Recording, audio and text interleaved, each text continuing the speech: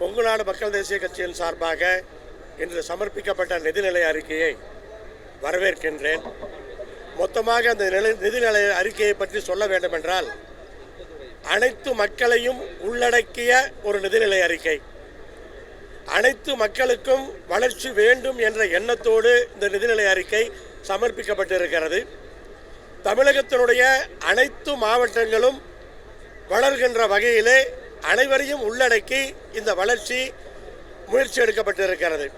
குறிப்பாக தொழில் வளர்ச்சியிலே டெல்டா மாவட்டங்கள், தென் மாவட்டங்கள் கவனம் செலுத்தப்பட்டிருக்கின்றன. என்னுடைய கோரிக்கையாக இன்னும் கொஞ்சம் வட மாவட்டங்களுக்கும் இந்த தொழில் வளர்ச்சியை கவனத்திலே கொள்ள வேண்டும் என்ற அந்த கோரிக்கையை வைத்துக் கொள்கிறேன். மிக முக்கியமான ஒரு அறிவிப்பாக நான் பார்ப்பது, நீண்டகால கோரிக்கையாக இருந்த 1ஆம் வகுப்பிலிருந்து 5ஆம் வகுப்பு வரை பள்ளி குழந்தைகளுக்கு காலை சிற்றுண்டி திட்டம் என்பது அரசு பள்ளிகளுக்கு மட்டுமல்லாமல் அரசு உதவி பெறுகின்ற பள்ளிகளுக்கும் இன்றைக்கு நீட்டிக்கப்பட்டிருக்கிறது. அதை நான் வரவேற்கின்றேன். அதே சமயத்திலே பல பள்ளிகளிலே 1ஆம் வகுப்பிலிருந்து 8ஆம் வகுப்பு வரை மாணவர்கள் படிக்கிறார்கள். 1ஆம் வகுப்பிலிருந்து 5ஆம் வகுப்பு வரை உள்ளவர்களுக்கு மட்டும் உணவளிக்கும் பொழுது அந்த 6, 7, 8 வகுப்பிலே படிக்கின்ற மாணவ மாணவிகள் வருத்தப்படுகிறார்கள், ஒரு ஆதங்கமாக பார்க்கிறார்கள். அதனால் 8ஆம் வகுப்பு வரை உள்ள பள்ளிகளில் 8ஆம் வகுப்பு வரை உள்ள மாணவ மாணவிகளுக்கு இந்த சிற்றுண்டி திட்டத்தை, காலை சிற்றுண்டி திட்டத்தை விரிவுபடுத்த வேண்டும் என்ற அந்த கோரிக்கையை இங்கே வைத்துக் கொள்ளுகிறேன். சென்னை, மதுரை போல கோயம்புத்தூருக்கு ஒரு மிகப்பெரிய நூலகம் அறிவிக்கப்பட்டிருக்கிறது. அதை நாங்கள் வரவேற்கின்றோம்.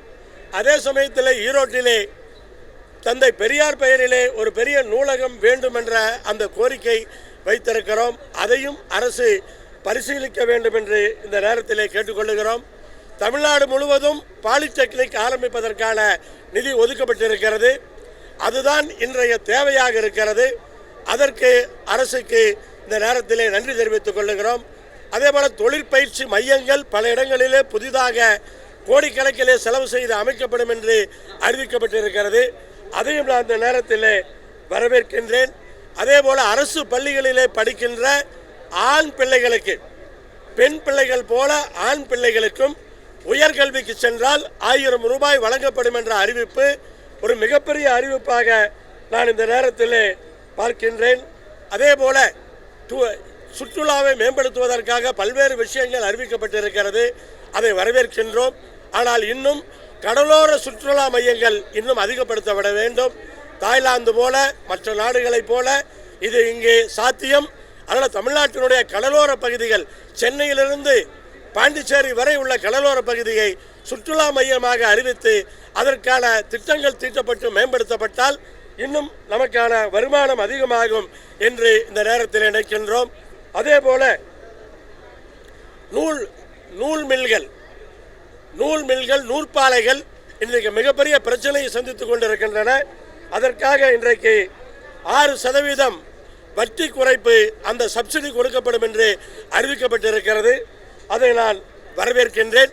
அதேபோல பல்வேறு சிக்கல்களுக்கு இடையிலும், நிதி பற்றாக்குறையிலும் அந்த பற்றாக்குறையை மேலும் அதிகப்படுத்தாமல் இன்றைக்கு திறமையாக கையாண்டிருக்கிறார்கள்.